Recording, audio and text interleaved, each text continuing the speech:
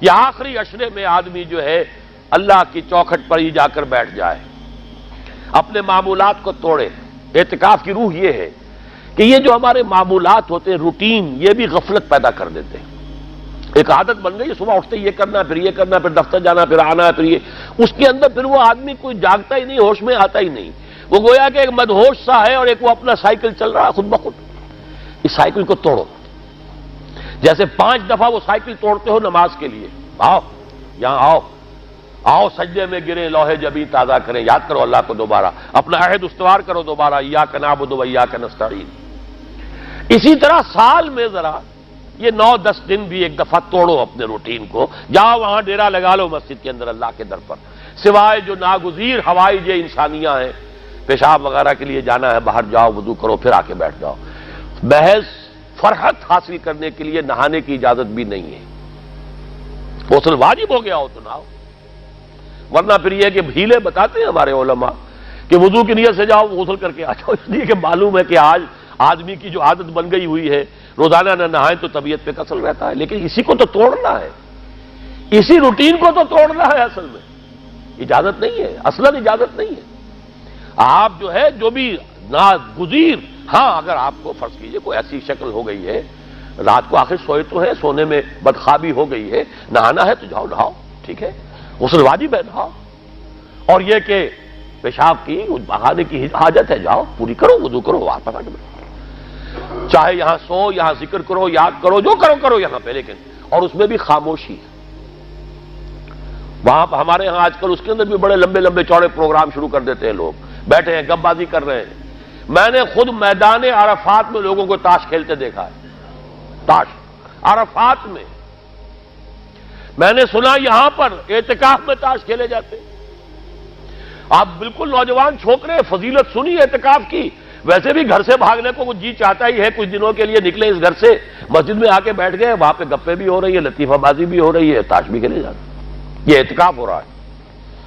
یہ اتنی ہلکی شے نہیں ہے اعتکاف، یہ تو اس عبادت کا، رمضان میں جو روح بیدار ہوتی ہے یہ اس کا کلائمیکس ہے، بہت بڑی عبادت ہے، لیکن اس میں لو اللہ کے ساتھ لگی رہے، لوگوں سے نہیں، تنہائی، غور و فکر، یا قرآن پڑھو، ذکر کرو، نوافل پڑھو، یا سوچو بچ، جیسے حدیث میں آتا ہے وَأَن يَكُونَ نُطْقِي ذِكْرًا وَنَظَرِي عِبْرَةً وَسَمْتِي فِكْرًا،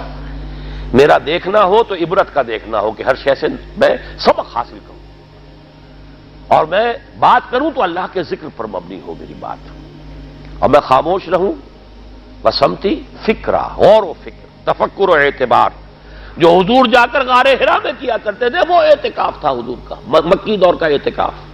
تنہا بیٹھنا۔ اور یہ روایت مجھے بعد میں معلوم ہوا کہ یہ بنو ہاشم میں یہ روایت تھی، حضور کے دادا بھی جا کر وہاں پر غار حرا میں بیٹھا کرتے تھے، یہ ان کی ایک خاندانی روایت چلی آ رہی تھی، یہ جگہ تھی، اور وہ جگہ ایسی ہے عجیب سی، اب تو خیر بڑی بڑی عمارتیں حائل ہو گئی ہیں، ورنہ میں نے جب پہلا حج کیا تھا سن 62 میں، تو میں نے اس وقت جا کر دیکھا تھا واقعتاً سیدھا کعبہ نظر آتا ہے وہاں سے، اور کچھ درمیان میں نہیں، جیسے اس کو سلٹ لیمپ کہتے ہیں، وہ غار ہے ہی ایسی کہ سامنے ایک دراڑ سی بس کھلی ہوئی ہے، یہ اس کے اندر سے وہاں بیٹھ جائیے سیدھی نگاہ خانہ کعبہ پڑ جاتی تھی، تو کعبے کا مراقبہ بھی کیا جا سکتا تھا وہاں بیٹھ کر، دیکھنا کعبے کو دیکھنا عبادت ہے، اور پھر اس یکسوئی کے ساتھ کوئی نہیں، کعبے میں ہے تو نہ معلوم کیا کچھ اور ہو رہا ہے، لیکن یہ کہ وہاں تو آپ بیٹھے ہوئے، تو وہ اعتکاف، یہی اعتکاف حضرت موسیٰ نے کیا تھا 40 دن کا، تب تورات ملی تھی، یہی 40 دن کا روزہ کیا رکھا تھا، یہ اگرچہ قرآن میں مذکور نہیں ہے، حضرت موسیٰ کا تو قرآن میں مذکور ہے، حضرت عیسیٰ کا انجیل میں مذکور ہے، 40 روز کا روزہ اور اعتکاف پہاڑوں میں کیا جا کر، تب انجیل ملی، یہی اعتکاف تھا جو حضور کر رہے تھے غار حرا میں، تب قرآن،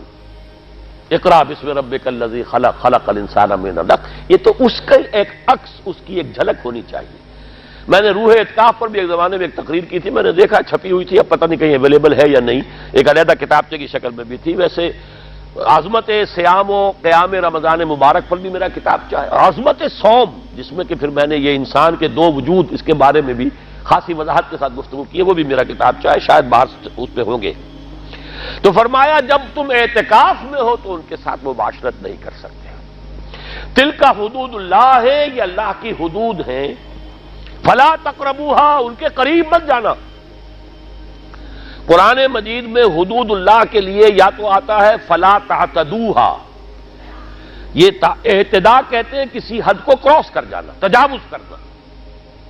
اور جہاں زیادہ احتیاط کی بات ہے وہاں فلا تقربوہا، آخری حد کے قریب تک نہ چلے جانا، مبادا کہیں غلطی سے قدم جو ہے ادھر پڑ جائے۔ جیسے حضور نے حدیث کے اندر بیان فرمایا الا لکل ملک حمن،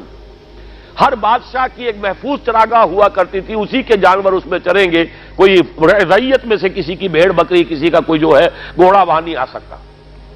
اب اگر کسی کا گھوڑا یا کسی کی بھیڑ بکری چلی گئی، وہ مجرم ہو گیا، پکڑا جائے گا، گردن ماری جائے گی۔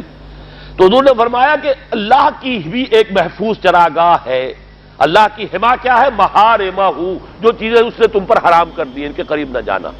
تو دیکھو اگر کوئی چرواہا اپنی بھیڑوں بکریوں کو بالکل آخری حد تک لے جائے گا، اس بادشاہ کی جو وہ حد ہے،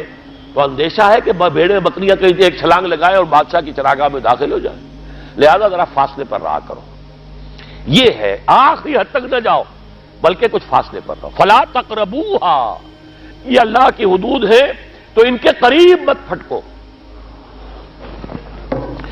کذالک یبین اللہ لکم آیاتہ للناس لعلہم یتقون، اسی طرح اللہ تعالی اپنی آیات لوگوں کے لیے واضح کر رہا ہے تاکہ وہ بچیں، تقویٰ کی روش اختیار کریں، حدود الہی کا احترام کریں، اس میں کہیں تجاوز تو دور رہا، اس کے قریب بھی نہ آئے۔ هي الحلقات تحفظني بآيات من القرآن، هي الحلقات تملأني بحب المصطفى العدنان،